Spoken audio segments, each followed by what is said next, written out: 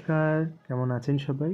বিট্টুর দিনযাপনের আরও একটি নতুন ব্লগে আপনাদের সকলকে স্বাগত জানাই। তো আজকের ব্লগে আপনাদের জন্য রইল আমাদের হুগলি চুঁচুড়া শহরের খুব প্রাচীন এবং ঐতিহ্যবাহী সরস্বতী পুজোর শোভাযাত্রার কিছু অংশ। আর খুব গর্বের বিষয় যে আমাদের এই সরস্বতী পুজোর শোভাযাত্রা এই বছর 100 বছরে পদার্পণ করলো এবং প্রতি বছরের ন্যায় এই বছরেও সরস্বতী পুজোর পরে আমাদের এইখানে হুগলি চুঁচুড়া শহরে এই শোভাযাত্রার আয়োজন করা হয়েছে। তবে প্রতি বছর সরস্বতী পুজোর পরের দিনই আমাদের এই শোভাযাত্রার আয়োজন করা হয়, কিন্তু এবছর যেহেতু সরস্বতী পুজোর বিসর্জনের পরের দিন উচ্চ মাধ্যমিক পরীক্ষা শুরু হচ্ছিল, তো সেই জন্য একদিন পিছিয়ে মানে শুক্রবার দিন সন্ধেবেলায় এই নিরঞ্জন শোভাযাত্রার আয়োজন করা হয়েছিল। আর প্রতি বছর আমরা হুগলি চুঁচুড়া অঞ্চলের লোকেরা এই সরস্বতী পুজোর শোভাযাত্রাটা খুব উপভোগ করি। আমাদের এখানকার খুব বিশেষ একটি অনুষ্ঠান এই শোভাযাত্রা, যেটি প্রত্যেক বছর আমাদের এখানে আয়োজন করা হয়। মানে আমরা ছোটোবেলার থেকেই সরস্বতী পুজোর পরের দিন এই শোভাযাত্রায় সবসময় অংশগ্রহণ করে এসেছি এবং এখনও আসি প্রতি বছর সবাই মিলে। আমাদের বাড়ির একদম কাছেই এই শোভাযাত্রার আয়োজন করা হয়। আপনারা সকলে নিশ্চয়ই ব্যান্ডেল চার্চ চেনেন, তো ব্যান্ডেল চার্চ থেকে আমাদের চুঁচুড়ার পিপুলপাতি অবধি এই শোভাযাত্রা চলে এবং সন্ধে থেকে সারা রাত এই শোভাযাত্রা চলতে থাকে। তো দেখুন আজকের এই কিছু অংশ। তো আমাদের এই শোভাযাত্রার কিছু বিশেষ বিষয় যে এই শোভাযাত্রায় নানা রকম শিল্পীদের নানা রকম কারুকার্য এবং তাদের সেই কারুকার্যকে সম্মান জানানো। যেমন ধরুন এই আলোকসজ্জা, আমাদের পাশেরই শহর চন্দননগরের আলোকসজ্জা তো বিশ্ববিখ্যাত, সেটা তো আপনারা সকলেই জানেন।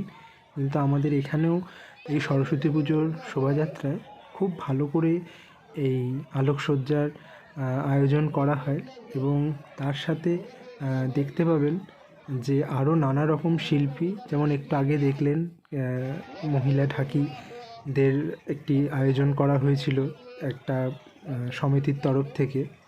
তো এরকম নানা রকম শিল্পীদের এই শোভাযাত্রায় সম্মান জানানো হয় এবং এর জন্য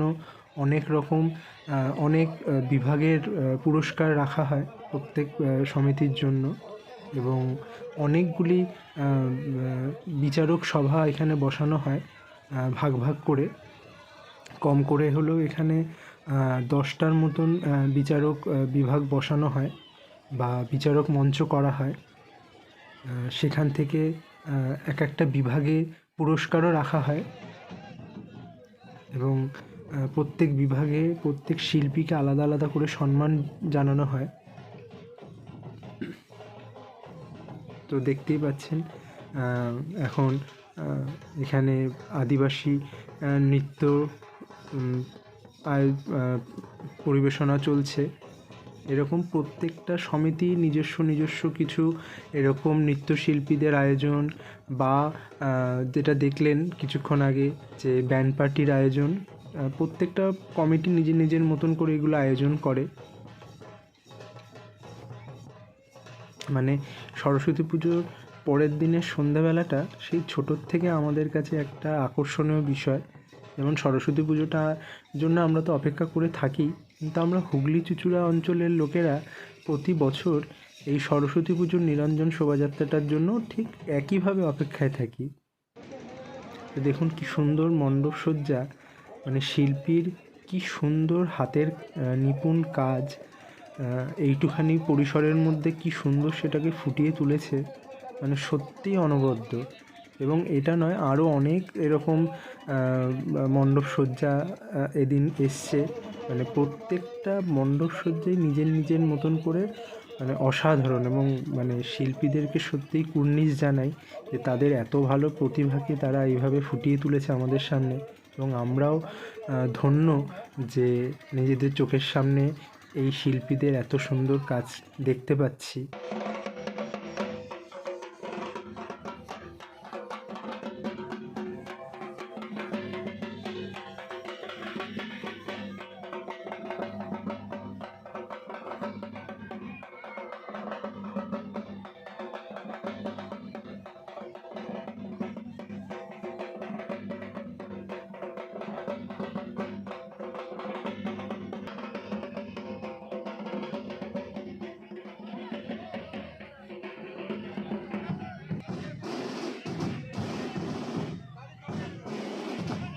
মানে এই আজকের দিনটা, মানে আমাদের এই অঞ্চলটা, মানে সন্ধে থেকে একদম রাত অবধি এই আওয়াজ, এই নৃত্যশিল্পীদের পরিবেশনা, এই মণ্ডপসজ্জার দৃশ্য সব কিছু নিয়ে যেন পুরো সন্ধেটা আমরা মেতে থাকি।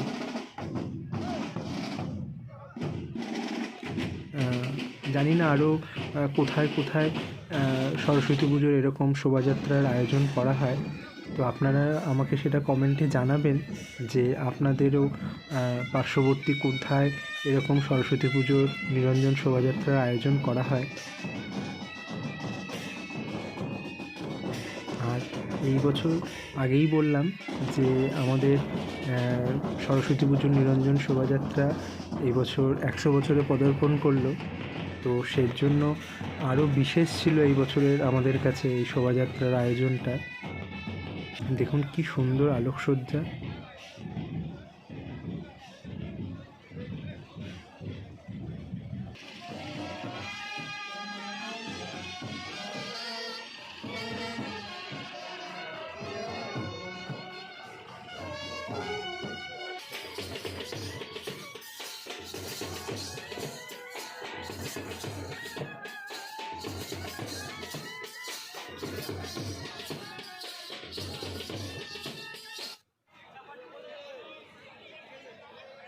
এখন যে মণ্ডপসজ্জাটি আসছে সেটি পুরোপুরি একটি রাজস্থানী কারুকার্যের উপর বেস করে তৈরি করা হয়েছে।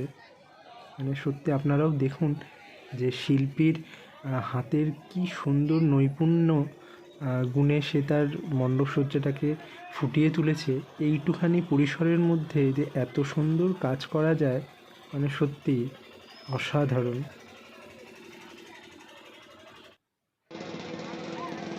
তো দেখতে দেখতে পুরুলিয়ার ছৌ নাচও আমাদের এখানে এসে উপস্থিত হয়েছে, এবং আমরা হুগলি চুঁচুড়া শহরে বসেই পুরুলিয়ার ছৌ নাচ দেখতে পাচ্ছি। সেটা আমাদের সৌভাগ্য বটে।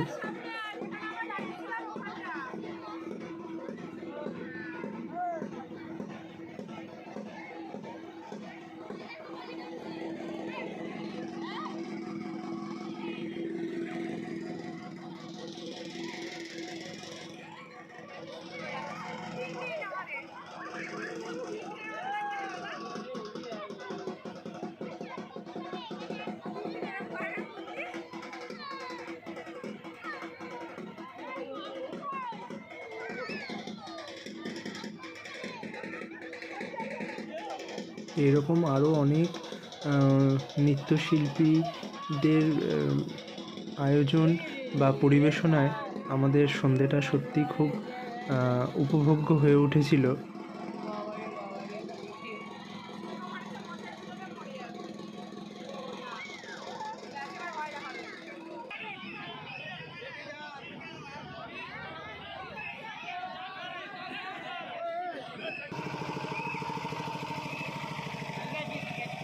তো আরও একটি মণ্ডপসজ্জা এসে উপস্থিত হয়েছে। দেখুন কি সুন্দর হাতের কাজ, মানে সমুদ্রের নিচের সেই জলপুরীদের কথা তো আমরা শুনেইছি গল্প কথায়, তো সেই জলপুরীদের নিয়েই শিল্পীর ভাবনা, শিল্পী ফুটিয়ে তুলেছে এই মণ্ডপসজ্জায়।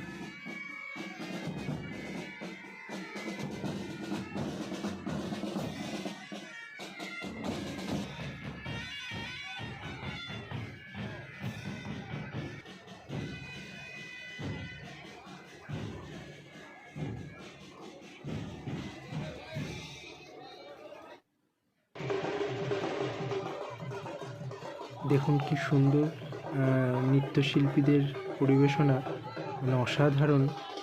মানে কিছুক্ষণের জন্য তো মানে অবাক হয়ে গেছিলাম, এত সুন্দর ভাবে এদের নৃত্য পরিবেশনা করেছে। মানে দেখেই মানে হাত পায়ে কাঁটা দিচ্ছিল যে এত সুন্দরভাবে বা এত নিপুণতার সাথে তারা এই নৃত্য পরিবেশনাটা করছিল। বিষয়টা যদিও খুব রিস্কের, তার জন্য হয়তো একটু বেশি উপভোগ্য হচ্ছিল ব্যাপারটা দেখতে। তবে আমার সত্যি কথা বলতে বেশ ভয় লাগছিল।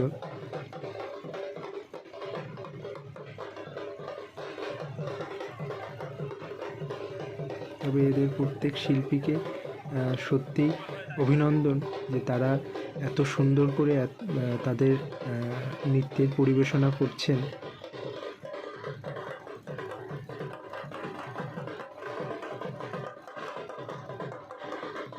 কতটা অনুশীলন করলে এই বিষয়গুলো পরিবেশনা করা সম্ভব হয়, মানে সত্যি।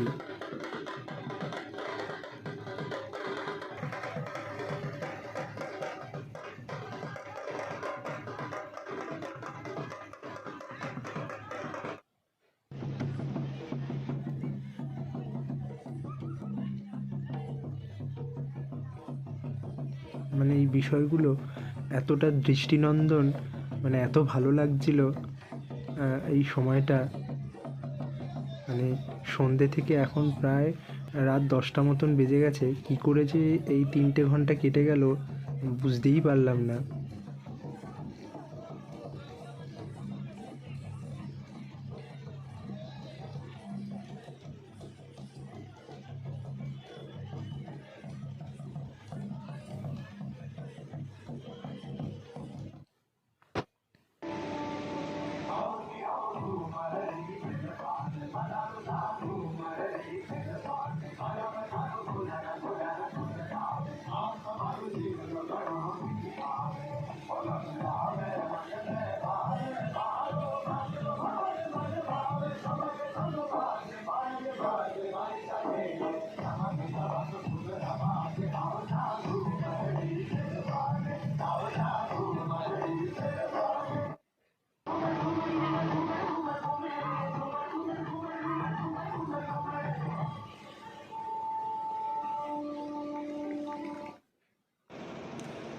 তো এখন প্রায় 11টা মতন বেজে গেছে।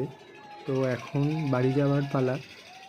তো যাওয়ার পথে ভাবলাম যে আরও কিছু আলোকসজ্জা এবং মণ্ডপসজ্জা আপনাদেরকে দেখাই, কারণ এগুলো তখন দাঁড়িয়ে ছিল, কেননা রাস্তার ক্লিয়ারেন্সের কিছু ব্যাপার ছিল। আর এদেরও শিল্পীদের এই সময় একটুখানি টিফিনের ব্যবস্থা চলছিল। তো সেই জন্য এই সময়টা শোভাযাত্রা কিছুক্ষণের জন্য বন্ধ ছিল। তো এইদিকে আমাদেরও রাত হয়ে গেছিলো, বাড়িতে ফিরতে হবে বলে আমরাও বেরিয়ে পড়েছিলাম। তো তাই ভাবলাম যাওয়ার পথে এগুলো একটু দেখতে দেখতে যাই, আপনাদেরও একটু দেখাতে দেখাতে যাই। তো এটা হলো চকবাজার। এই সরস্বতী পুজোর ভিডিওতে বা আগেরও কিছু ভিডিওতে আপনারা দেখেছেন যে আমি যে বাজার থেকে বাজার করি এটা সেখানেই, আমাদের বাড়ির একদম কাছেই, পায়ে হাঁটা পথ। তো সেই পথ দিয়ে এই শোভাযাত্রাগুলো যাচ্ছে।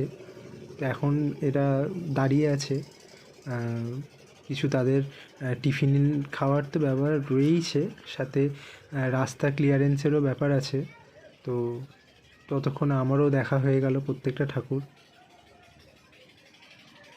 দেখেছেন কি সুন্দর কাজ, মানে ভেতরটায় না ঢুকলে হয়তো এগুলো দেখা হতো না আর আমার, বা আপনাদেরও দেখাতে পারতাম না যে আরও অনেক মণ্ডপসজ্জা বা আলোকসজ্জা রয়েছে। ওদিক রাস্তা দিয়ে চলে গেলে হয়তো এগুলো দেখতে পারতাম না, একটু ভেতরে এসে দেখলাম বলে এগুলো আমারও দেখা হলো, আপনাদেরকেও একটু দেখাতে পারলাম।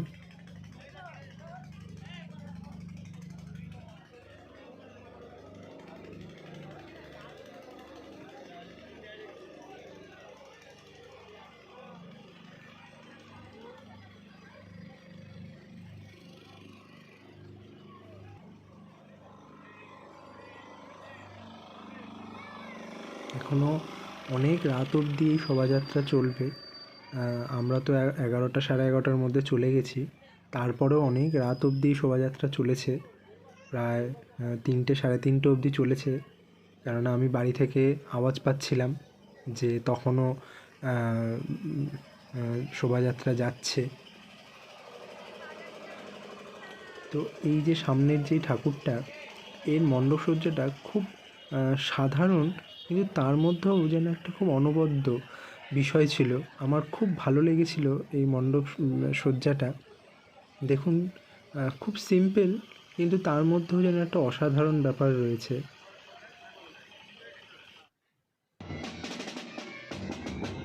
তো এখন চললাম বাড়ির পথে।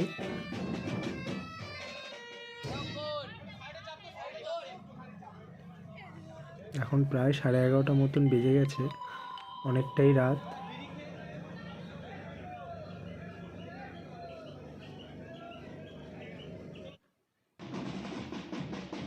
তো আমি হাঁটতে হাঁটতে এসেছিলাম ব্যান্ডেল চার্চের কাছে। তো এখন ওখান থেকেই যাচ্ছি বাড়ির দিকে।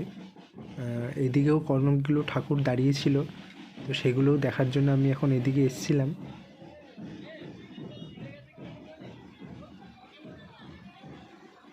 এই যে সামনে যে রেস্টুরেন্টটি দেখতে পাচ্ছেন, এটি বরফি রেস্টুরেন্ট। এটি আমাদের ব্যান্ডেলের খুব বিখ্যাত একটি রেস্টুরেন্ট, যেটা খুব নতুন খুলেছে এবং খুব নাম করেছে। অনেকেই হয়তো এসেওছেন এখানে। তো যাই হোক, আজকের আমার এই বিসর্জন শোভাযাত্রার ব্লগ ভিডিওটা আমি এখানেই শেষ করলাম। আজকের আমার ব্লগ ভিডিওটা আপনাদের সকলের কেমন লাগলো সেটা অবশ্যই কমেন্ট করে জানাবেন। আর আমার চ্যানেলটাকে অবশ্যই লাইক ও সাবস্ক্রাইব করবেন। আর আপনাদেরও সরস্বতী পুজো শোভাযাত্রা কেমন কাটলো সেটা জানাবেন। সবাই ভালো থাকবেন, সুস্থ থাকবেন। ধন্যবাদ।